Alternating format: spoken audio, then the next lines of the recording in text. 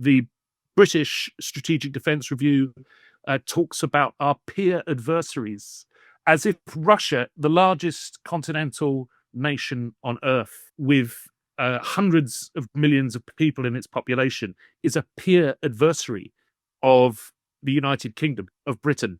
It's laughable, a small island in the North Atlantic.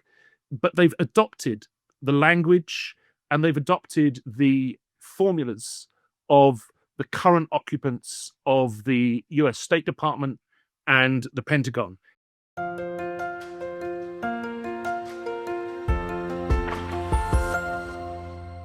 Hello everybody, this is Pascal from Neutrality Studies, and today I'm talking to Dr. Karen Bell and Alex Gordon, two of the driving forces behind the Alternative Defence Review, a critical examination of the UK's drive toward militarisation as presented in the official so-called Strategic Defence Review from the British government.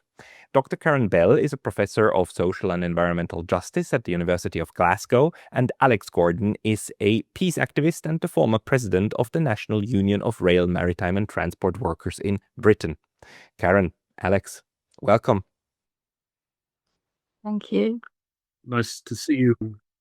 Well, very good having you both, because you are driving this Alternative Defence Review. And maybe let me start with this. Like, what is the Alternative Defence Review, and why did your group feel that there's a necessity now of producing it? And maybe let's start with Karen.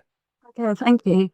Well, it's kind of a response to the Strategic Defence Review, although we weren't writing it before we'd actually seen the Strategic Defence Review, but we knew where it was going, what was likely to be in it. So it's providing an alternative that if we want to defend the country, or let's say the world, if we want to bring security in the world, getting beyond the national borders, what do we need to do? The way the government's headed is not going to help. It's going to make things worse. So I think I can say a bit how it developed later if you want, but I think we just all felt really strongly that we need to do something. And Alex, what's the background? Why did this urge come up that something needs to be done now?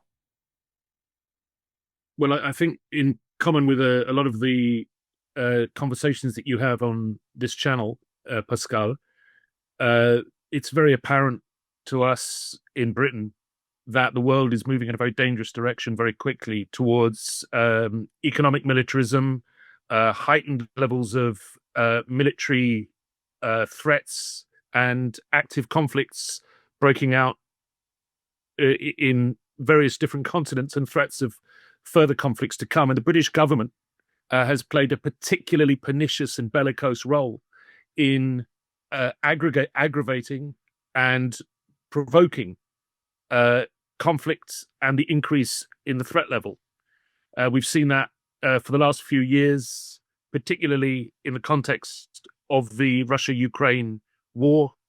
But there's a huge political storm in Britain at the moment over the British government's involvement in supplying arms to the Israeli government, in supplying military intelligence to the IDF and the Israeli government through the Royal Air Force spy planes that fly every day from Cyprus, RAF Akrotiri Air Base in Cyprus, over the Gaza Strip. So there's this huge debate taking place in the public.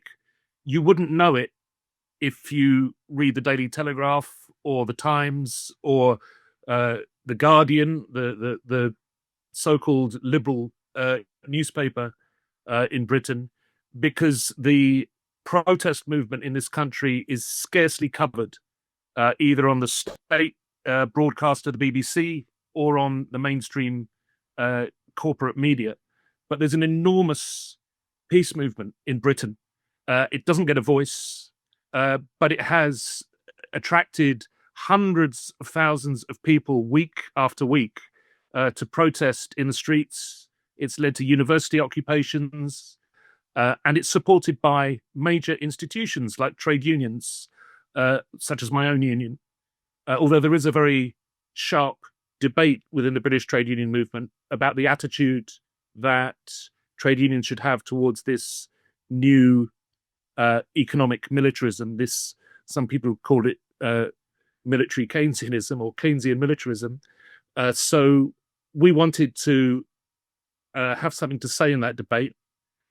This has been a year in the development, and that gives you an indication of how clear it was a year ago that the British government was going to embark on this incredibly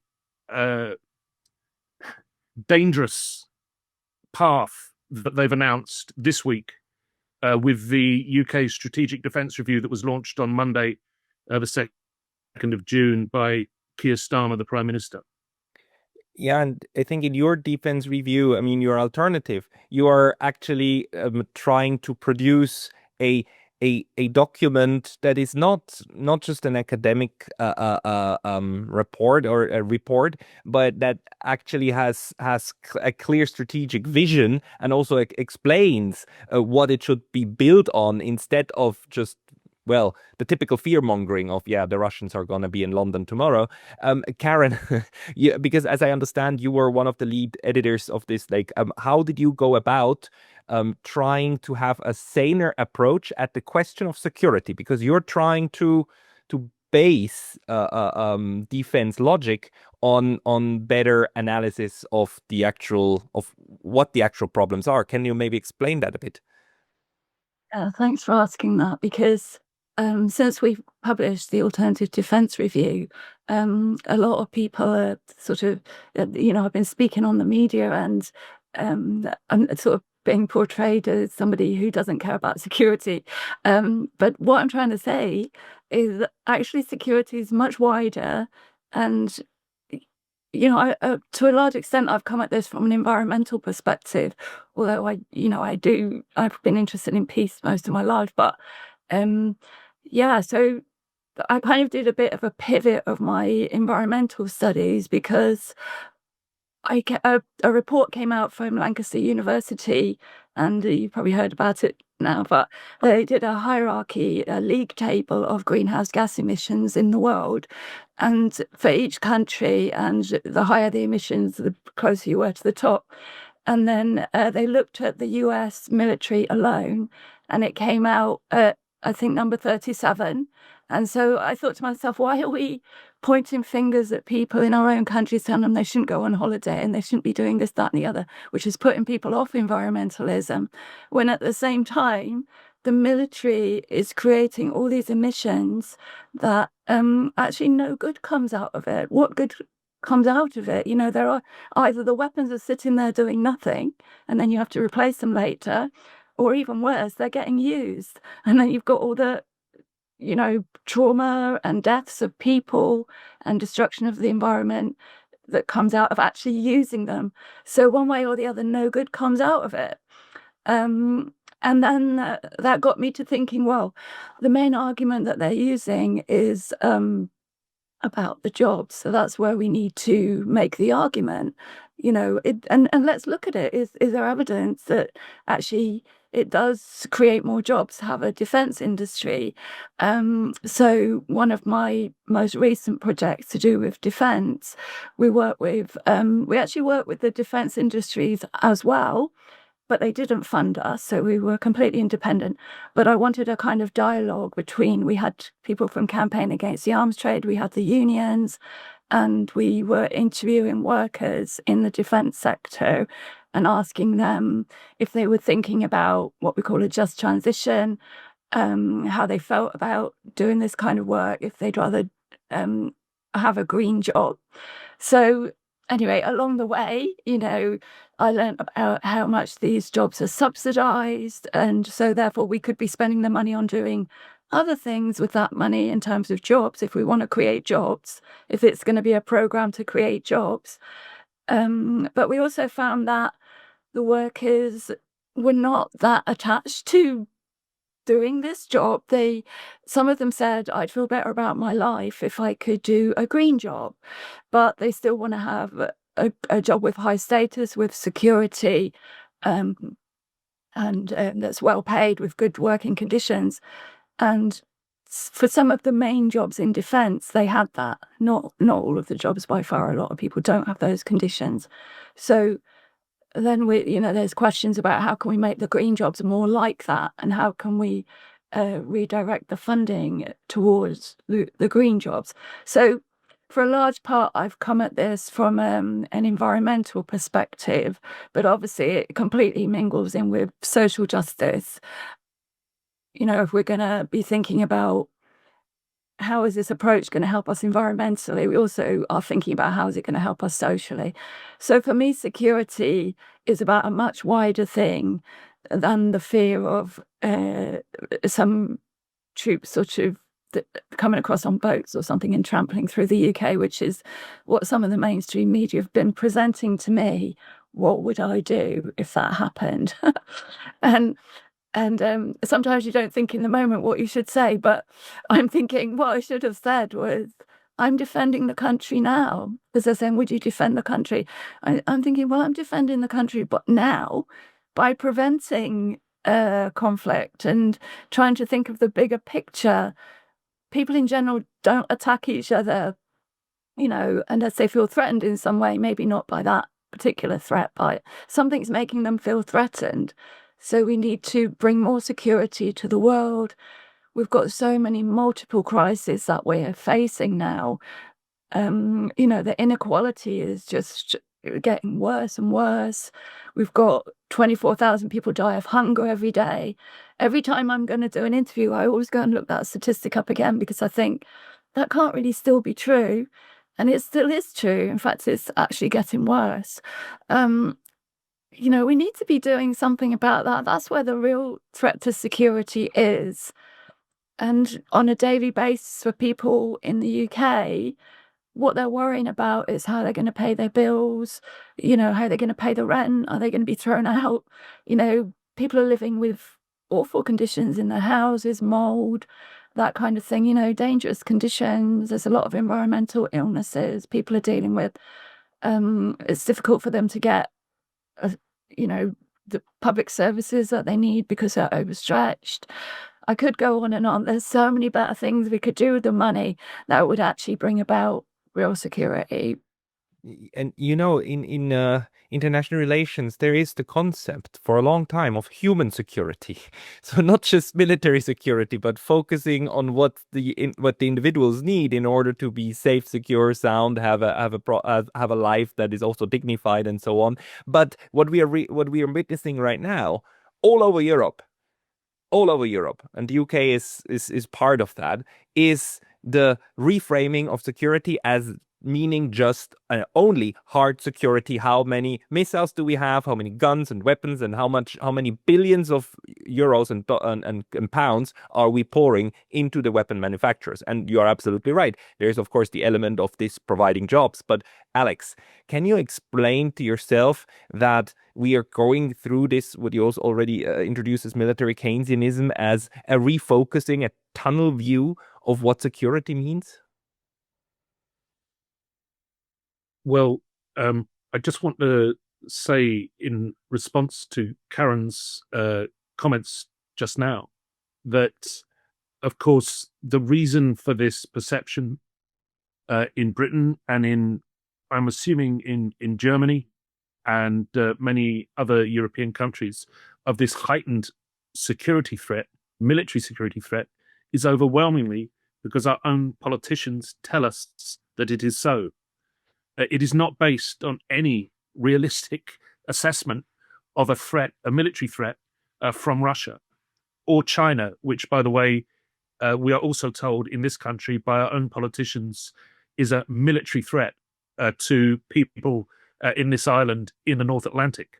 It's just a completely preposterous heightening of public anxiety that is being deliberately fostered by politicians on a bipartisan or multi-partisan basis. Both the Conservative Party, who have been in government in Britain from 2010 until 2024. So for 14 years, we had Conservative governments. And then for the last 10 months, we've had a Labour government or some people might question whether it is a Labour government, but it's the Labour Party has been in government, and we've had exactly the same hysteria. In fact, I would say we've had even heightened hysteria around the military threat supposedly posed by Russia to Britain. Now, the reason for these, the reason for this alarmism, this deliberate political tactic of alarmist rhetoric, is what we tried to set out in the Alternative Defence Review, because it hasn't come from nowhere. These are not just random thoughts that occur to politicians. This has been a deliberately concerted and engineered heightened threat perception. And we've traced it specifically because you have to rely on open source documents, and to some extent, no doubt, in future years, historians will be able to have access to other papers that we're not able to see now. But we're able to trace it to a particular moment, which ironically was in 2020, during COVID, when, strangely, there were very few active wars taking place anywhere in the world, partly because of the pandemic.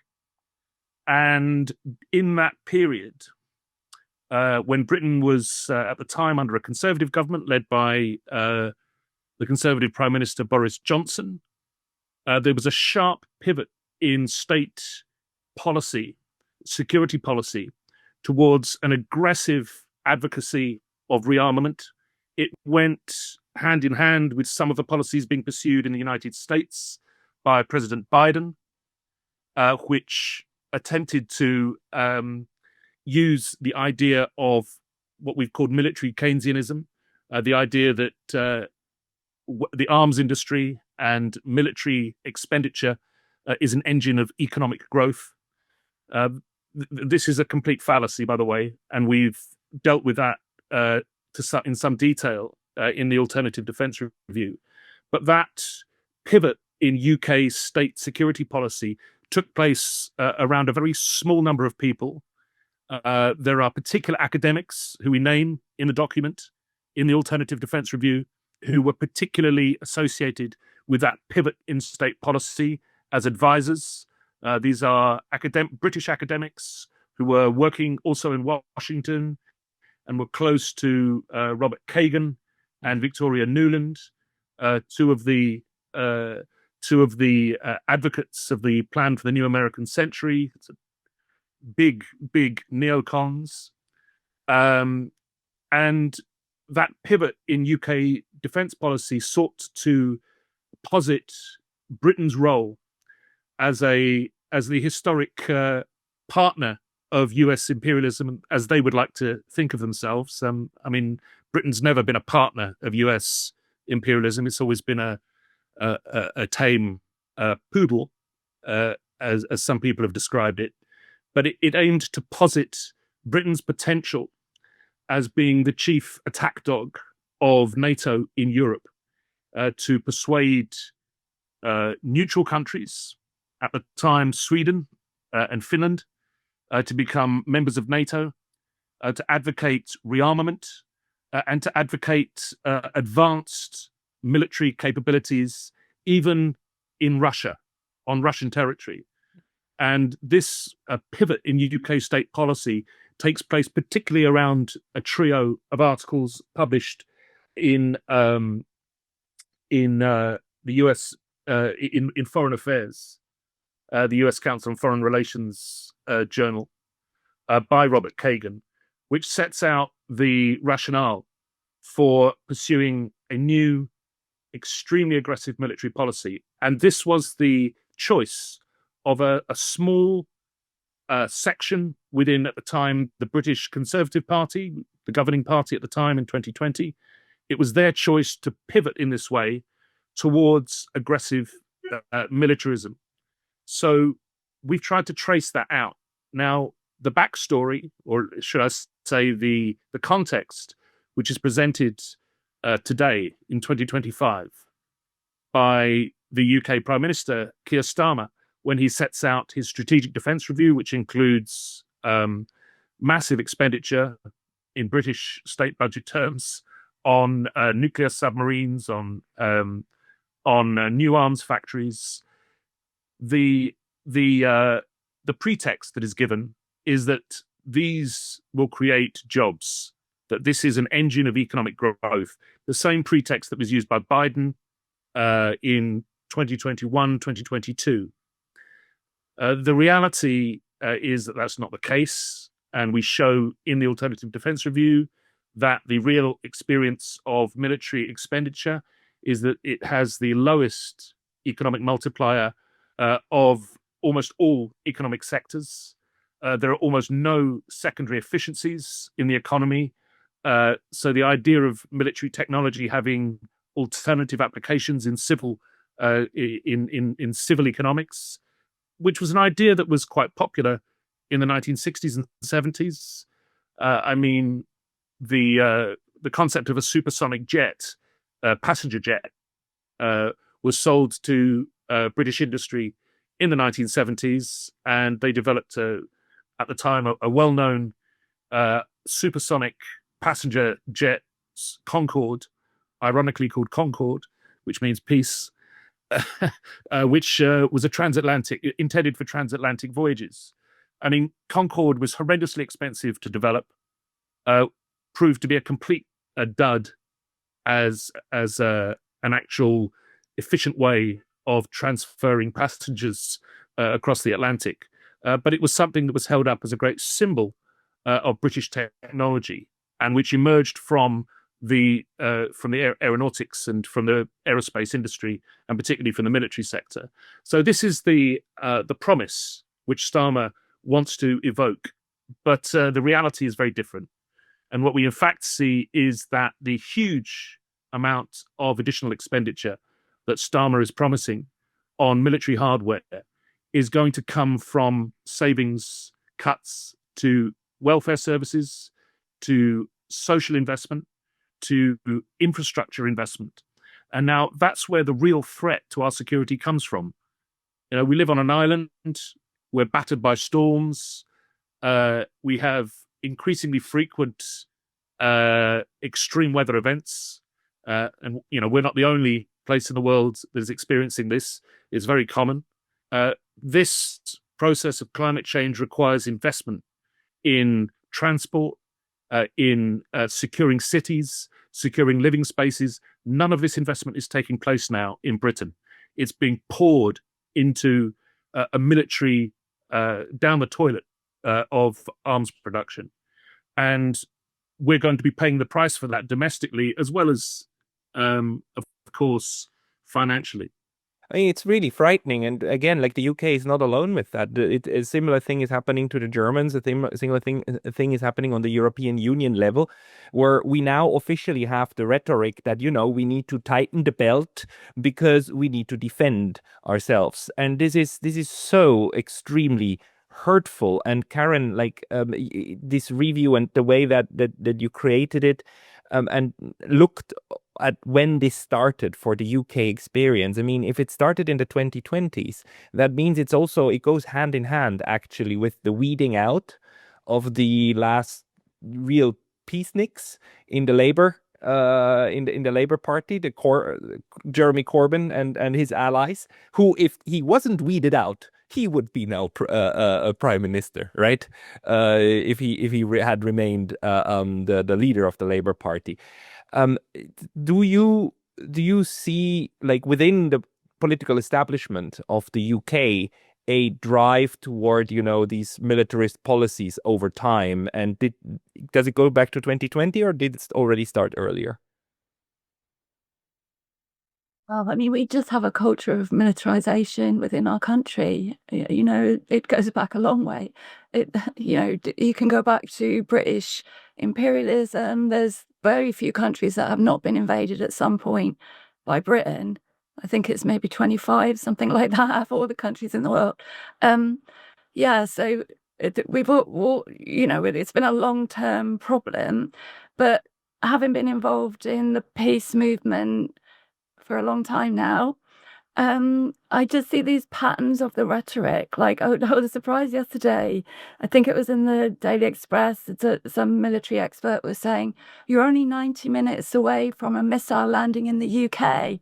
And I thought, oh, right, we've heard that before. But it was 45 minutes then under Tony Blair, because that's one of the ways they got people worked up to be willing to go and get involved in Iraq, because one of the key messages was in 45 minutes, they could send a weapon of mass destruction, will be landing here. So they got people in a sort of, like Alex was pointing out, a sort of mindset of fear, like, oh no, this is going to happen to us. I mean, it's the usual rhetoric that's used when they want to take people into war, is that there's a threat to you now. Don't feel safe because there's this threat. So that's going to be in the Express now, people thinking, oh no, 90 minutes. For those of us who are a bit older, we remember that exact line being used, and it was one of the key arguments for Iraq. But then I hope people then remember the outcome of Iraq. What good came out of any of that? Nothing. So, these are the things that are in my mind, that it does go back an awful long way. And as we talk about in the Alternative Defence Review about militarisation and how it's kind of creeping into more at the moment, it's always there, but it comes and goes into our daily lives. So, going into school and trying to get young people to sign up to be cadets. And at the moment, there's a bit of quite a large problem in the UK with what they call NEETs, young people that are not in employment, education or training. And people are sort of panicking what to do about the NEETs. And this is something, it's not like in some parts of the country they have alternatives. And I know people in some of these so-called left behind areas, and they're really terrified at the moment that their children are going to end up being in the military because they don't know what else they can offer for them, especially working class families. They might not be able to afford to go to university because now, we're having to pay such a lot of money to get into university in the UK. So, they're really scared, and because at one point, Stalin was talking about troops on the ground in Ukraine. That's what he's thinking of doing. So, it's kind of, they're just trying to get people into this preparedness for war into our minds by creating a threat, which is what they always do. They always try and play on a certain amount of nationalism as well, as if all we really need to think about is what's happening within our borders. And actually, we know from the kind of crises that we're really facing that you can't contain it within borders. You can't contain these extreme weather events within borders. You can't contain people's resentment towards the UK and how that could play out in the hacking of IT or, bombing the country in terrorist attacks and all that kind of thing. There's so many ways that it's not a question of what's going on within your borders. We have to think internationally. So I think when you said about human security, that's really important. And also we're emphasizing in the Alternative Defence Review about common security. This is how we need to think of it, that it's a worldwide situation that we need to set up. And when you mention about Jeremy Corbyn, I mean, a lot of us are still sort of recovering from the disappointment, because we just really, I thought to myself, if Jeremy becomes the Prime Minister, I can stop doing a lot of my activism. I can get on with my hobbies because I won't have to be involved in all these campaigns, because I know that we'll have somebody there who's actually thinking globally, because Jeremy Corbyn always did think globally, and he still does. And now it's really good that he's bringing this inquiry that he's just asked for yesterday, that we need an inquiry into the military, the involvement of the British government in supplying arms and everything that's happened in Gaza. So it's good, he's still making things happen, although not as we would have wanted as Prime Minister. I think a lot of what's happening now, the same we had with Thatcher when she decided, to pour those resources into the Malvinas/Falklands situation, that it's a cover for austerity and cuts, and it justifies it. So, we can't have that because we need to be spending it on the military. You can't have that. You can't have that. And so we've got these situations now where disabled people are just really, really stressed. We've had lots of suicides of people who just think, I don't know how I can go on because my basic income's being taken away. In so many areas now, people are really genuinely facing a lack of security.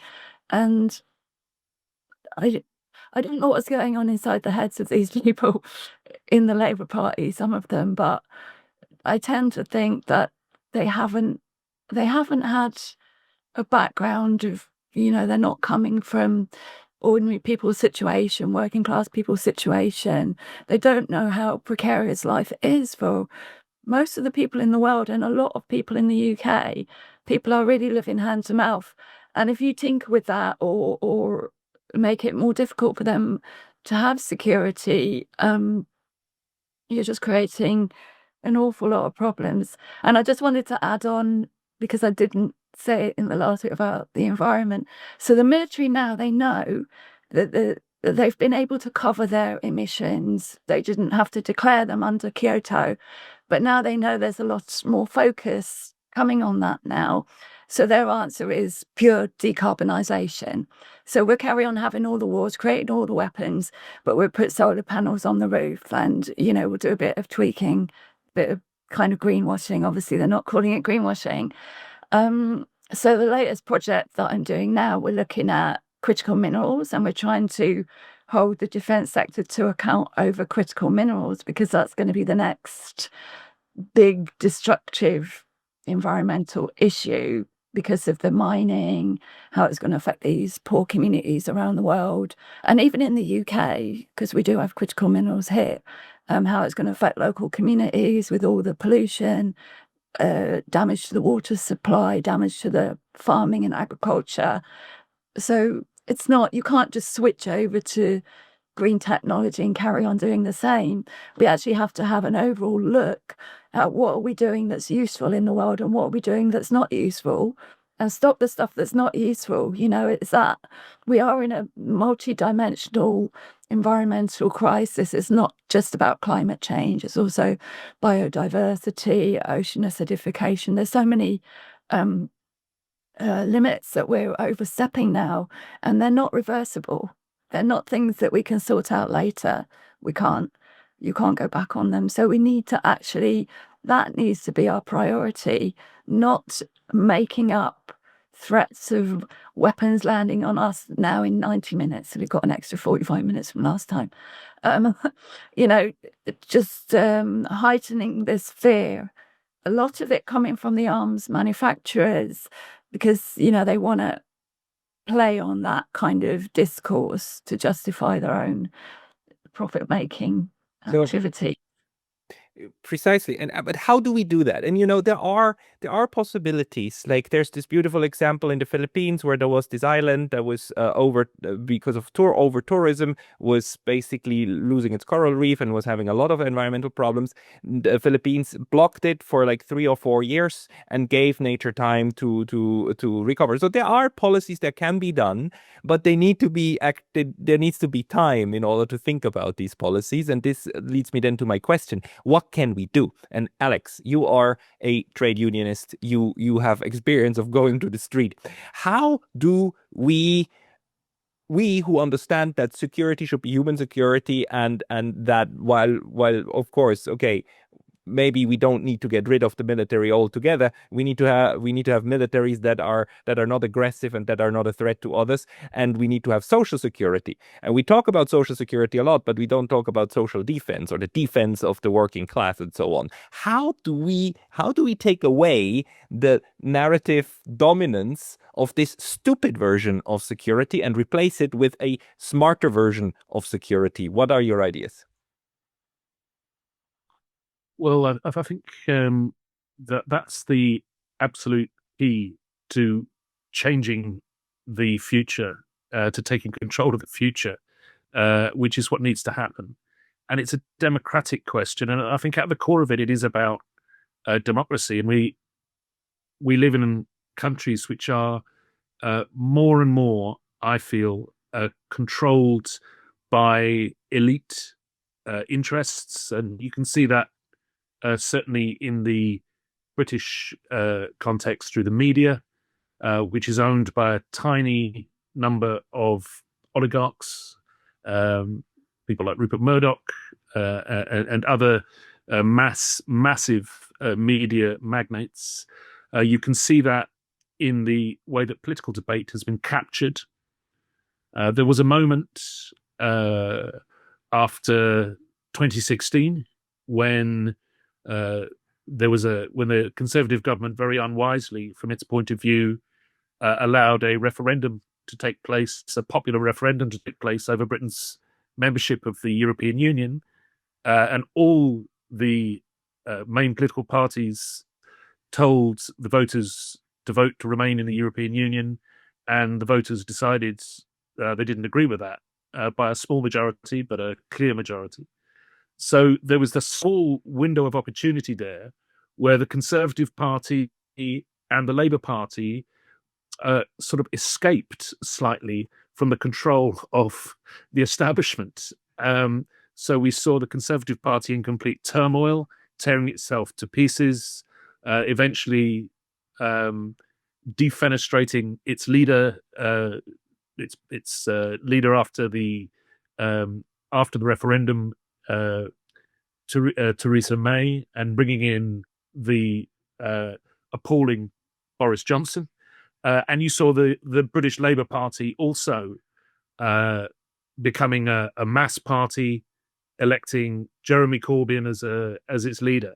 And you had a sense in which there were two political parties, both of which commanded a significant percentage of the voting population in elections, and were speaking about different policies. There was a genuine debate, a genuine political debate in society.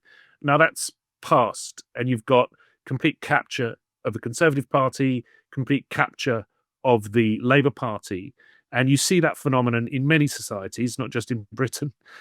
German politics is famously controlled. The Federal Republic of Germany was created by Britain and the United States after 1945 in its constitutional form that it exists in order to control the politics of it. You can see the same in France. Of course, you know, the French Fifth Republic was created in order to keep out the communists. And so there's this control over political debate to ensure that there's no mainstream, genuine political debate. But we have to force that debate into the mainstream. That is our job. And that's why we've published this alternative defense review, because the numbers don't stack up. The government's numbers don't stack up. The government's arguments are not just wrong, but they're also clearly fallacious, in that while they may attempt to evoke the war machine as an engine of growth, they don't actually believe that, and their policies belie that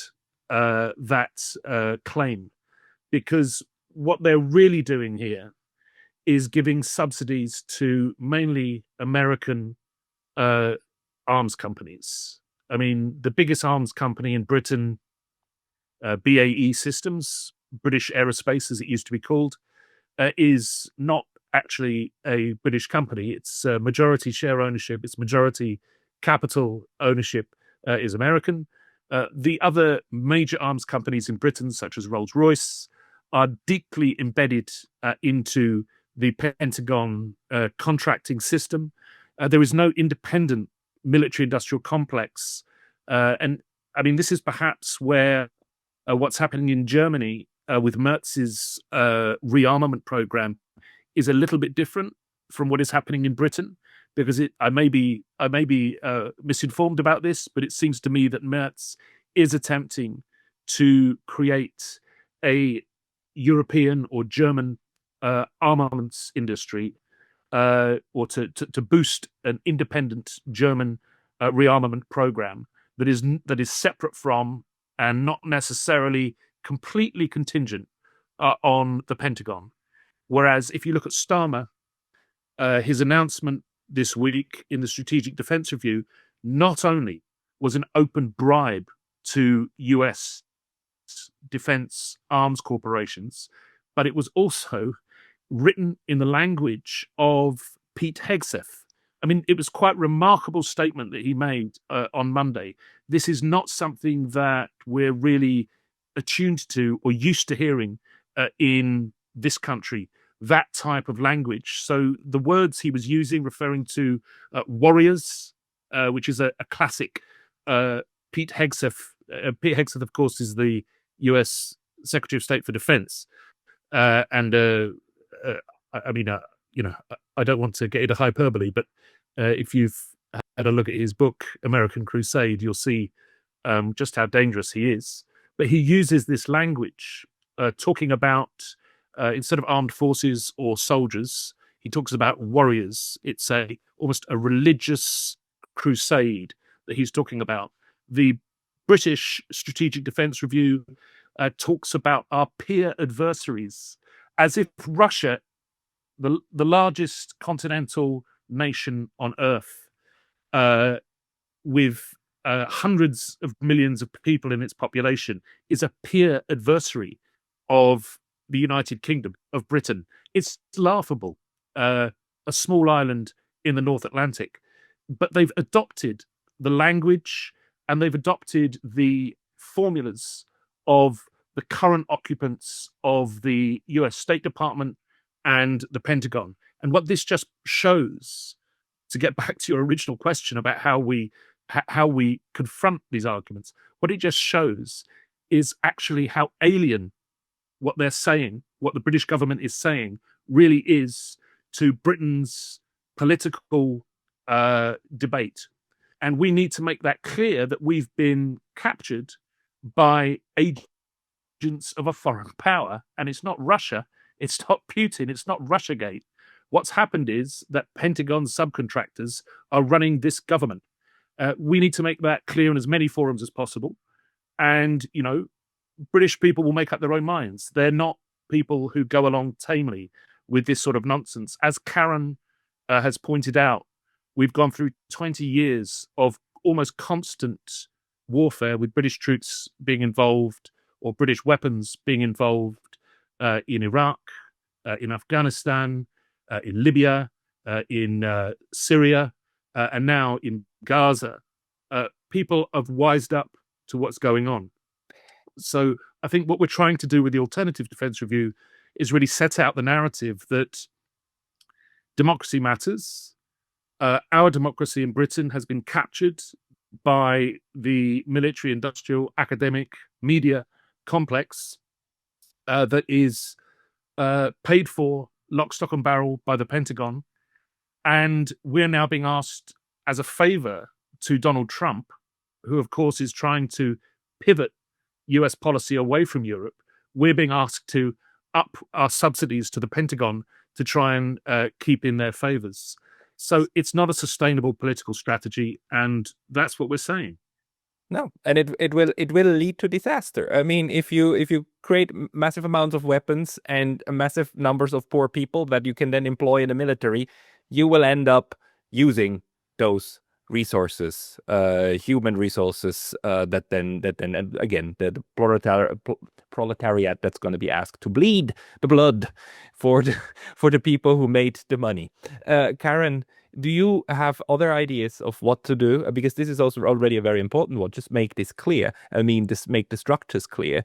But could you force another referendum on your on the UK political process in order to to have a political tool to approach this insanity? Because I seriously, at this point, I think a lot of these people are just too dumb to understand what kind of hellfire they're playing with. Yeah. Sorry, I'm really interested in the what to do question, to the extent I once wrote a document. It was research I did as a master's in peace studies, how to stop a war. And I never published it because I wasn't an academic at the time. And that was going to be my project this year, to publish it as a book.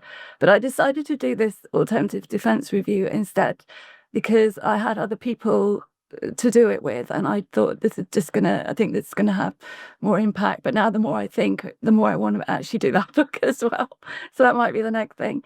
But anyway, what I did, I looked at all the peace movements over time and what worked, what didn't work, and then I came out and I also looked at the Stop the War movement against attacks on Afghanistan and Iraq, and what did and didn't work there. And then I came up with these 10 points of what we need to do next time to stop a war. And one big thing is this culture of militarization. And I think that's incredibly important. And I think it's very embedded with where it went wrong with Jeremy Corbyn, for example. I mean, I know it was that he was demonized, but a large part of why he was demonized was to do with the militarization. They were using his image for target practice in the military. Like there's photos of that. Yeah, they were literally doing that. But also, I basically took all my annual leave to campaign for Jeremy Corbyn. So I was out every day on the streets and knocking on people's doors, talking about what was in the manifesto and all that kind of thing.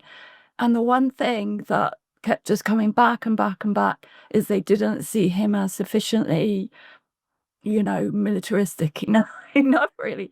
That was the thing. They just thought, oh, he's not going to, fight for us on the world stage. He's not going to press the nuclear button. He wouldn't be prepared to press the nuclear button. Why would anyone want to press the nuclear button?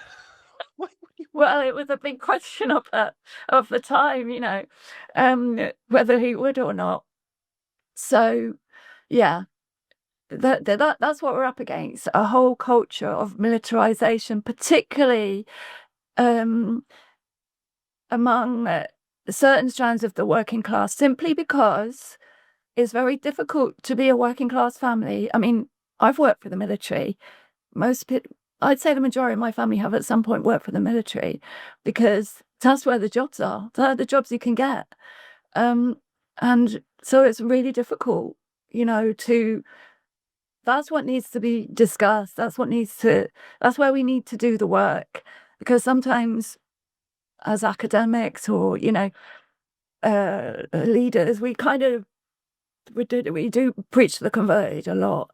And so I'm really interested in how to get these debates going, with, on the council estates in the low income areas, getting some kind of message into I know it sounds really difficult, but this is my aspiration, into the Daily Express, into the Daily Mirror, into the Sun, the papers that people are reading.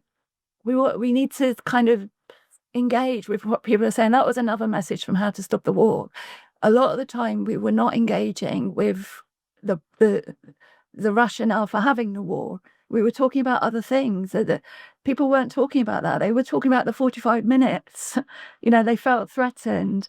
They were talking about other things. And instead of answering that question, I mean, it was difficult because the government was saying, well, we have this intelligence, so obviously we can't share it with you, that within 45 minutes, we're going to be, I know we are, that they do have weapons of mass destruction. I mean, I was doing a peace studies course, and even within I've got to be a bit careful what I say, but they weren't questioning that narrative. No, they weren't. So they accepted without any evidence, because there wasn't any, that they had weapons of mass destruction. So we have to question the evidence that they're giving us. Is that real, or are they just saying, "Oh, we can't give you the details"? But we have to really question it and try and dig in and try and find out what is going on, which is good. That's what you're doing. You're interviewing people that have got other perspectives and other knowledge that doesn't normally get out there. That's like really important. But also we have to address the rationale. So talking about the jobs, because that's the rationale that Keir Starmer's given. Talking about the supposed growth, because that's the rationale he's given. Talking about the threat. Is there really this threat? They're all important questions that we have to answer. So that was one thing. But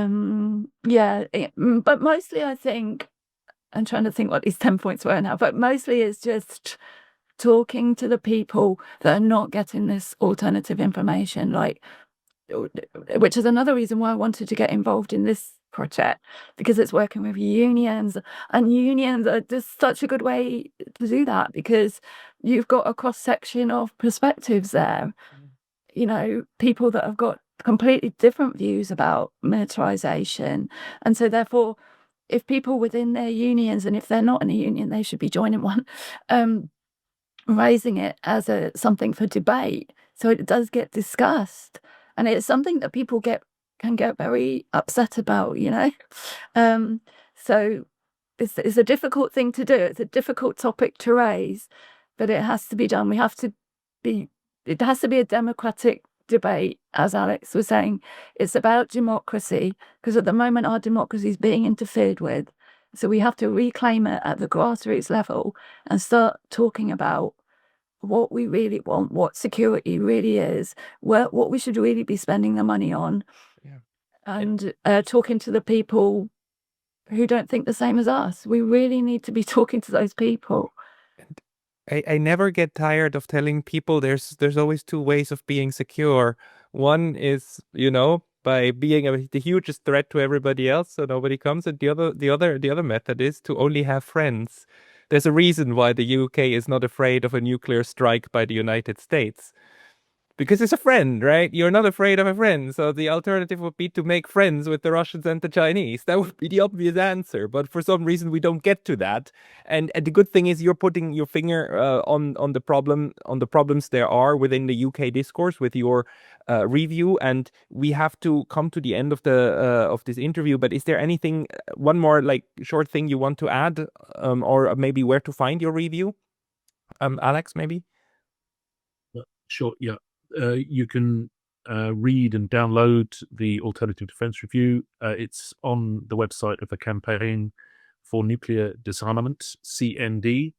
And I think if you just search for ADR or Alternative Defense Review, you'll go straight to the page on the website. It's also been covered in a number of mainstream newspapers, including The Guardian. But you can also read, Karen has numerous academic writings that people can follow. I write regularly for the Morning Star newspaper in Britain, which is available online. And I have an ex-Twitter account that I sporadically use. So, we're very keen to discuss what people think about the Alternative Defense Review. You can contact us through the Campaign for Nuclear Disarmament, and we're very keen to talk to people from all over the world who perceive the reality behind this terrible false narrative that's being fed to us in Britain at the moment, and in many other countries, not just in Europe, not just in Britain, but in many other countries around the world, that we need a future of armed confrontation in order to be secure, rather than a future of human security and common security, which is what the basis of our Alternative Defense Review is based on. The links will be in the description below, everybody. I would like to thank you both, Alex Gordon and Karen Bell, for your time today. Thank Thanks, you. Pascal.